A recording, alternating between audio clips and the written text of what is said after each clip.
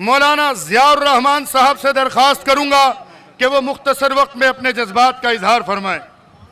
اللہ اکبر، اللہ اکبر، لا الہ الا اللہ واللہ اکبر، اللہ اکبر وللہ الحمد۔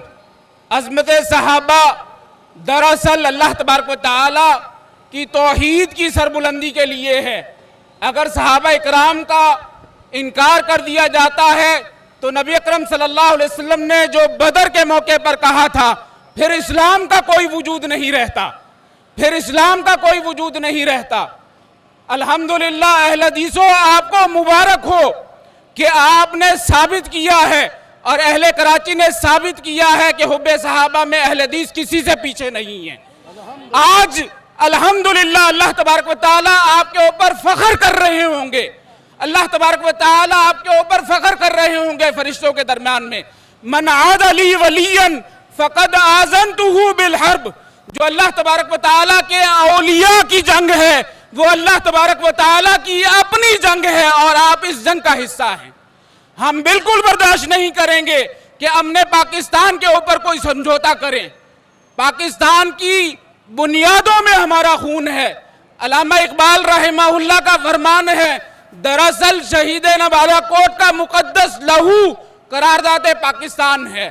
ہم پاکستان کی بنیادوں میں ہیں، ہم اسے کبھی بھی عراق بننے نہیں دیں گے، ہم اسے شام نہیں بننے دیں گے، ہم اسے یمن نہیں بننے دیں گے، ہم اپنی اخلاقی اقداروں پر ضرب نہیں لگنے دیں گے، ہم صحابہ اکرام پر تان نہیں ہونے دیں گے۔ صحابہ اکرام پر تان کرنا دراصل اہل بیت پر تان کرنا ہے، ہم اہل بیت پر تان نہیں کرنے دیں گے۔ جس طرح علی داماد ہیں نبی اکرم صلی اللہ علیہ وسلم کے، اسی طرح عمر داماد ہیں علی کرم اللہ وجہہ کے۔ جس طرح نبی اکرم صلی اللہ علیہ وسلم نانا ہیں حسنین کریمین کے، اسی طرح امام جعفر صادق کے نانا ہے ابو بکر رضی اللہ تعالیٰ عنہ۔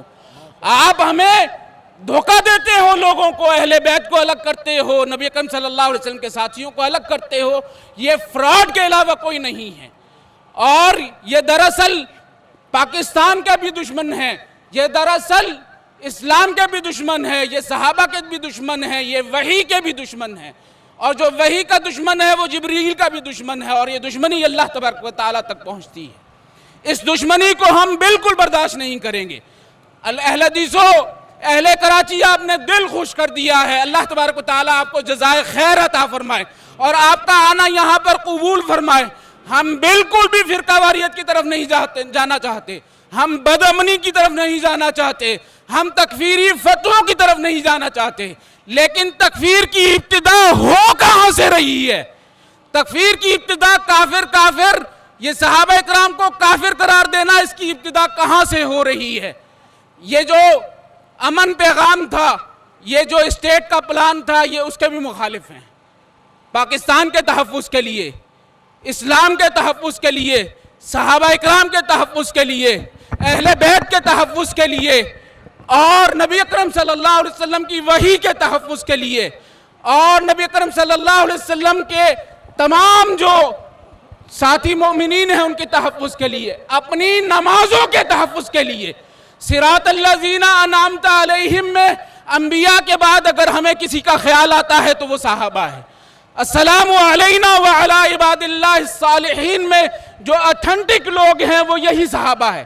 آپ ہماری نمازیں ختم کرنا چاہتے ہیں، آپ ہمارے اسلام کو ضرب لگانا چاہتے ہیں، اس کے اوپر کوئی سمجھوتا نہیں ہوگا، کبھی نہیں ہوگا اور کبھی برداشت نہیں کیا جائے گا۔ شان صحابہ، شان صحابہ، شان اہل بیت، شان اہل بیت، شان تابعین، پاکستان، پاکستان، پاکستان۔